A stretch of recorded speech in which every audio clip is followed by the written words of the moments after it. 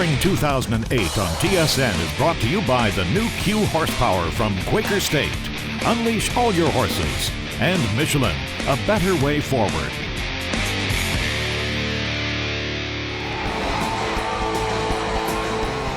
You know, at this year's Detroit Auto Show, the big boys were front and center. General Motors was thrilled that they're actually building cars now that people want to buy, but they're still trying to figure out how, when, and if they can turn a profit. At Ford, well, this is a company that is dropping like a stone, but they're pretending there's absolutely nothing wrong. And as for Chrysler, they started a little roundup to maybe add a little humor to a company that's not sure where it's going. In fact, the rumor in Detroit was Chrysler could be sold to another car company. Did I hear it? Nissan. But you know, for me, the big story so far this year is a company that has only been in Canada for 5 years, but is right now outperforming the competition 3-1. Check some of these numbers and look at some of the companies that Mitsubishi is on top of. So this week, we're going to try and find out why they're so successful. We're also going to check out a new vehicle, at least new here to Canada, that Mitsubishi thinks it will be the halo car they've been looking for. And the car is called the Lancer Evolution.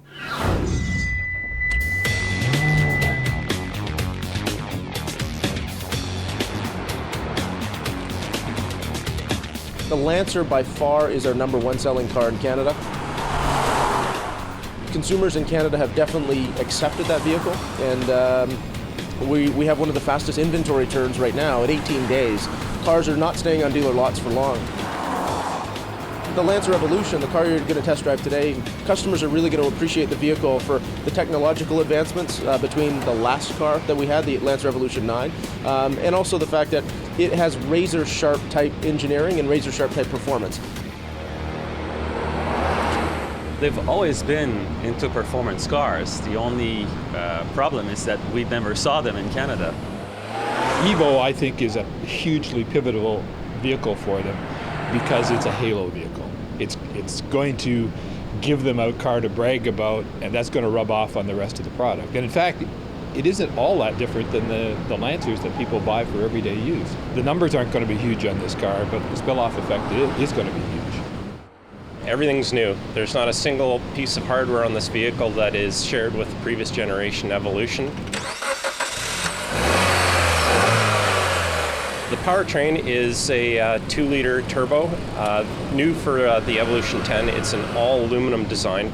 The driveline has been improved dramatically as well with the implementation of SAYC, or Super Active Yaw Control, with a rear differential which helps to control understeer and oversteer. So it's become a much more sophisticated vehicle. The Lancer Evo is without a doubt a performance vehicle, and what I love is that the interior reflects that performance. Great dash, I love the color, great instrument cluster, the pedals are all chromed, but what I really love is there are these seats. I mean, you're going to thrash this vehicle around on the track, and these things are bolstered so well that you just fit nice and snug. Now, all the Evos come only with manual and only with 5 gears. Definitely should have been a 6-speed, there's no doubt about that. That perhaps is the weakest point of this car. Big problem is the engine noise at cruising speed on the highway. The engine is revving about 3,500 RPMs when you're at about 120 kilometers per hour, so it is a bit loud, it's a bit buzzy in there. And definitely I think when they come up with the new gearbox, the dual clutch gearbox, which has 6 speeds, that might do a lot, and I think then the car will really come into its own.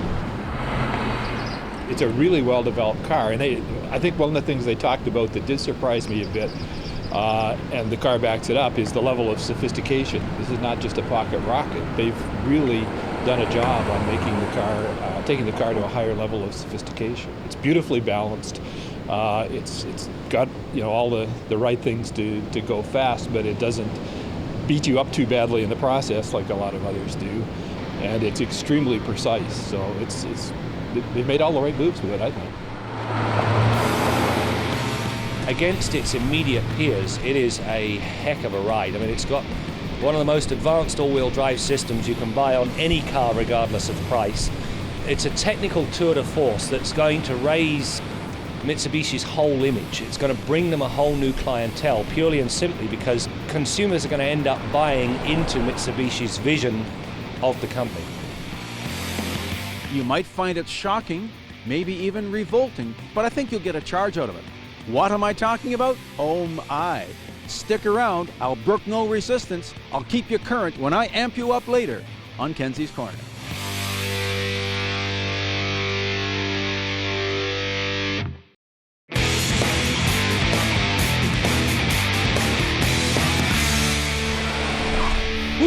So what's the difference between value for money and bang for the buck? You're about to find out as we take a look at the Caliber SRT4.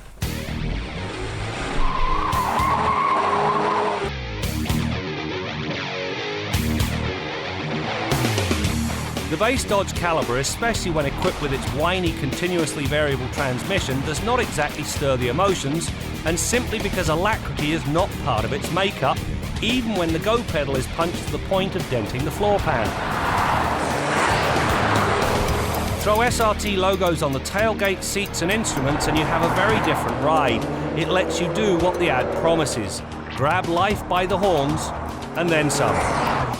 It's not so much the bolder styling, although it does give the car its extrovert personality. No, the answer lies in the fact that the combination of the parts exceeds expectations.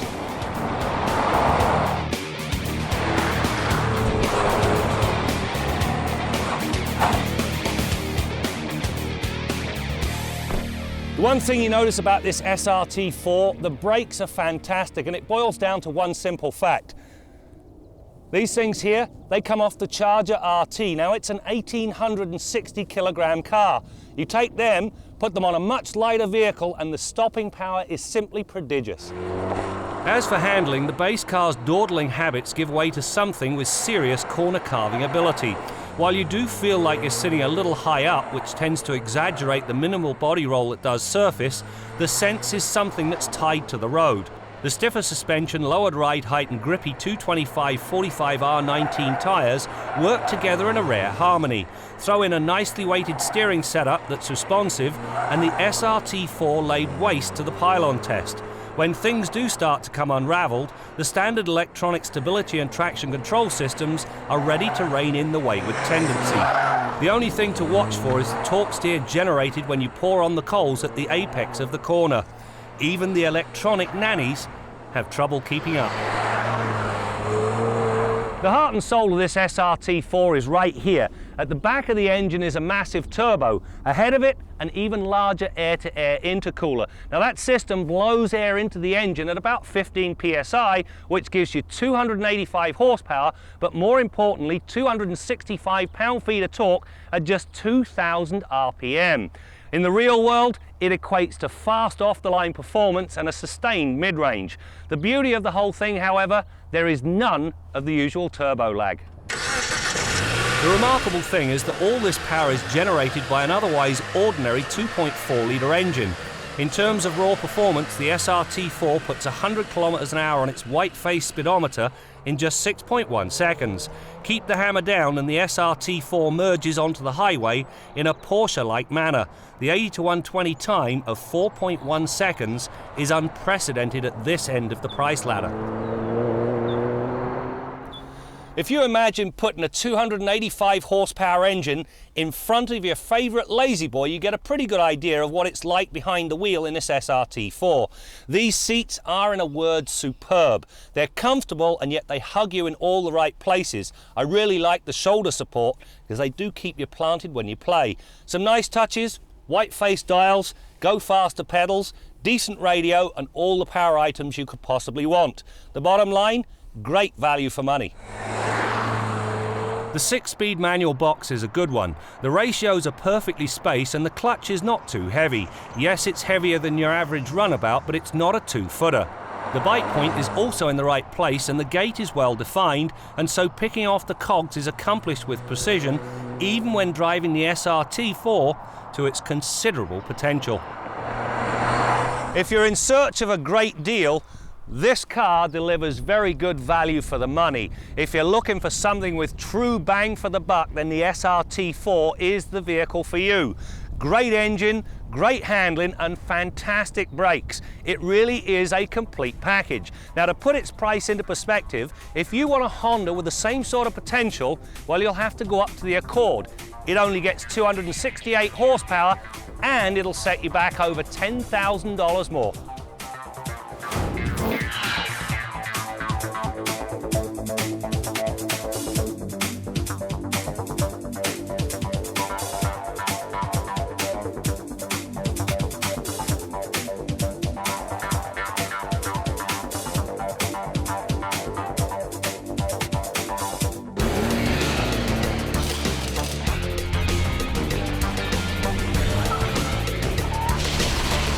Michelin, a better way forward.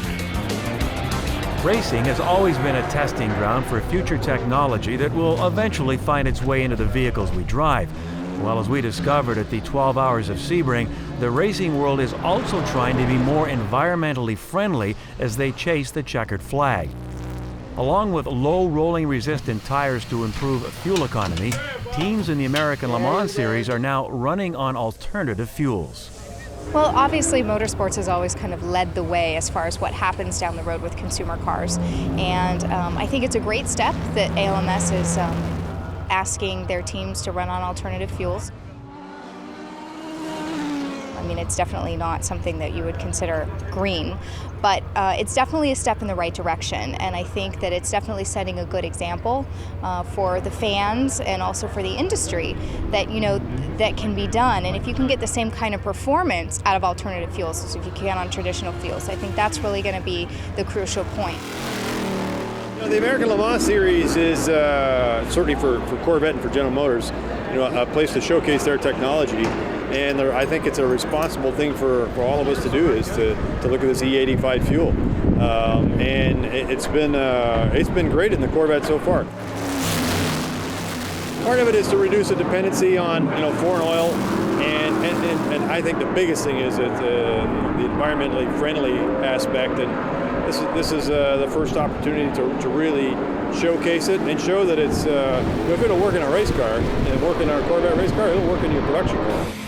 There still are challenges, but I think the fact that they're willing to take a stand and say, well, we are going to do something is really good.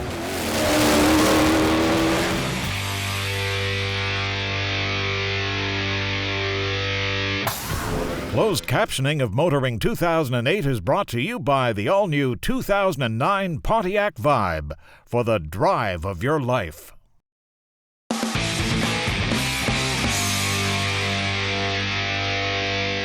You know, along with the performance, I really like the design of the new Lancer Evolution, but I do have a problem with the front end. Now, the designers say they got their inspiration from a shark, and yes, you can really see the similarities. My problem is I think the shark's mouth is open way too much, although the grille is functional and it does cool down the intercooler. All right, let's head to the Quaker State Garage and join Bill Gardner. Brad, really interesting that you talk about cooling the engine bay and getting cold air into the front of the vehicle. Definitely a pet peeve of many mechanics. Now, think about pretty much every car you'd buy today. Take out of that mix the original Volkswagen Beetle, which was air-cooled. Pretty much every car and truck and vehicle that we're talking about today has a liquid-cooled engine. So it's cooled with a mixture of antifreeze and water. Liquid cooling is absolutely the best cooling medium you can get. And you'll notice that motorcycles and snowmobiles, which primarily years ago were air-cooled, they're all moving to liquid cooling as well for a number of good reasons. Better cooling medium, and you can run a higher compression ratio in the engine to get more efficiency out of it. You can pump more heat in the engine because you can pull it away quicker with liquid as your cooling medium. But all those internal moving parts, the reciprocating and rotating parts inside your engine, what are they cooled by primarily? They're not cooled by the coolant. The coolant cools the cylinder heads, the block, all the castings of the engine, pulls heat out of there. But those moving parts in the engine are primarily cooled by the motor oil in your engine. Now that 5-liter jug of motor oil that you see right there, that's approximately the capacity of many modern cars. Now a pickup truck like the one I'm sitting on right now, 6-7 liters in some of those. But 5 liters is a pretty good amount for most run-of-the-mill vehicles. And all that heat that's in the pistons, connecting rod, crankshafts, valve springs, valves, etc., all those moving parts, the oil splashes over all of those and pulls a lot of heat away and allows it to dissipate. It also cleans, it lubricates, it cushions, it seals, it does a lot of other things in the engine, and eventually it needs to be changed. Now when the oil goes into the crankcase, it looks roughly like you see right there. You can see right through that, you can see how clear and clean that is. When it comes out, it may be quite black and dirty looking, but on a modern car, you can't entirely rely on the look of the oil because engines now are much cleaner burning. They don't dirty or foul their oil as quickly or as severely as they used to, and that's just a reflection of the efficiency that we've got going on with modern electronic engine controls. So don't just rely on the look of the oil. What you rely on is the number of kilometers since the last interval that you had it serviced. You're going to get the oil changed in the filter as well. Now, a few years ago, even up to the mid-90s, many GM cars took an oil filter, and GM light trucks took an oil filter exactly like that one right there. That's the part number. You can see how big it is. On many of the newer vehicles, you've got a filter as small as this. And that is also a reflection of the fact that the engines are cleaner burning, there's less trash getting into the oil, so they can reduce the size of the oil filter. It also makes it easier for engineers in terms of packaging because you can see how much less space that takes up on the outside of the engine. They can squeeze something in tighter beside it. When they squeeze things in tightly, makes that engine bay run hot. So going back to what Brad said at the opening, getting lots of air in there always helps that situation. But whatever kind of vehicle you're driving, make sure you don't drive past those stop signs. The stop sign, your oil change interval. Go to your owner's manual or rely on the 5,000 K intervals that many oil manufacturers suggest. Get it changed, get the filter changed, get the whole car looked at and serviced at the same time, then you're safe to go. Till next week, I'm Bill Gardner for Motoring 2008. For the future customer who appreciates elegance and simplicity, and believes that less is more, and craves a travel experience on a par with a private jet, we have created the Chrysler Eco Voyager. It's a cab forward taken to the ultimate level, all made possible by Lou's MV Engineering Group. Expressive details include the panoramic roof glass bisected by a center spine, tight front overhang, and a dramatic boat tail back end, accented with jewel-like detailed head and tail lamps. On the inside, we created a truly serene experience, starting with the ease of entry and exit. The front and the rear doors open 90 degrees without the encumberment of a B-pillar. This is truly the living room on wheels. Eco Voyager is also an electric vehicle, but here we use the motor to drive the front wheels. By integrating a battery module with a range extender, this time a small advanced hydrogen fuel cell, a total driving range of 300 miles is possible. As a result, the petroleum equivalent fuel economy is estimated to be greater than 110 miles per gallon, with water vapor as the only tailpipe emission. The Chrysler concept is a great example of why a holistic approach to vehicle development is required to take full advantage of these emerging technologies.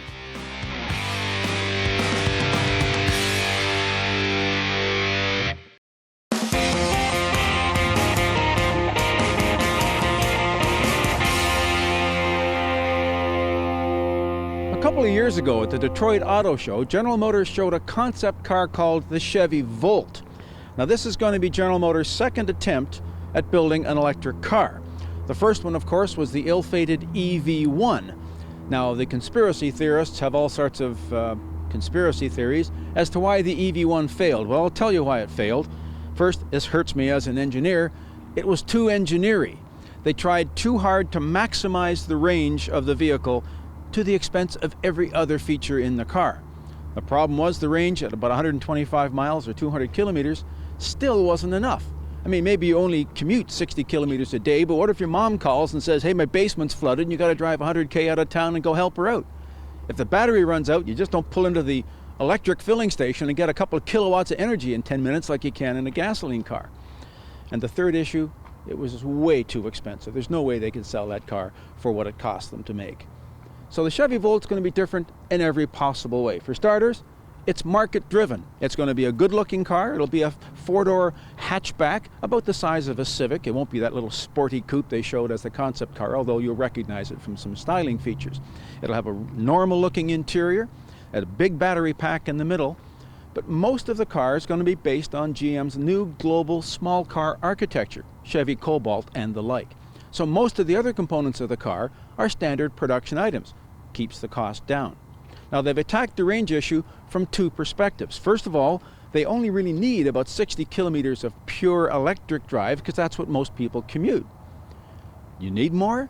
Stick a little gasoline engine in the car with a little gas tank. If the battery runs out, fire up the gas engine, recharge the battery. It's not a hybrid. The gas engine does not drive the car.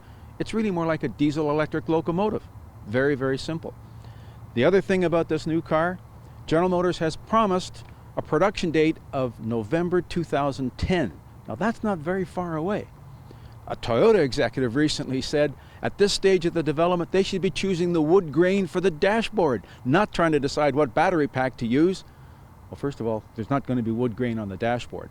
I had a chance to sneak preview this car walking through the actual labs where the engineers and designers are working on this car as we speak.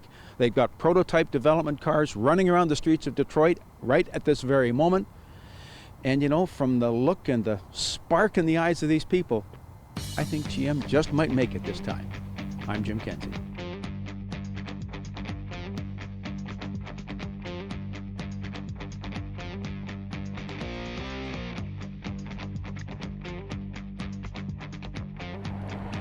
Mitsubishi only has about 650 Evos to sell this year, and I'm predicting they're going to sell every one. Why?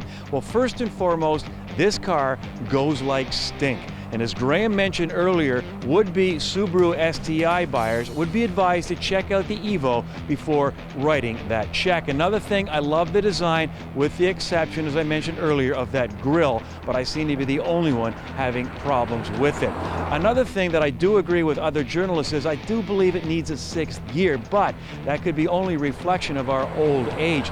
Young people are going to love this, and in the future, Mitsubishi is coming up with the MR, which will have a 6-speed Sportronic for us older gentlemen. Anyway, we'll check that out on a future program. That's it for now. We'll see you next time out as we continue to bring you more stories about cars and the people who drive them. We're going to find 9 people and wedge them in here, and it's part of the challenge. Small people. 5, 6, 7. The other thing we had to do is we had to pick up a total stranger and like a taxi and take him for a ride so he could experience the ride of the car. We did that, and we didn't get a guy that wanted to go like 2 kilometers. We got a guy that wanted to go like 20 kilometers. So we ended up taking him back pretty much to where we started. Okay, we're in. Okay, everybody out. Motoring 2008 on TSN has been brought to you by the new Q horsepower from Quaker State. Unleash all your horses. And Michelin, a better way forward.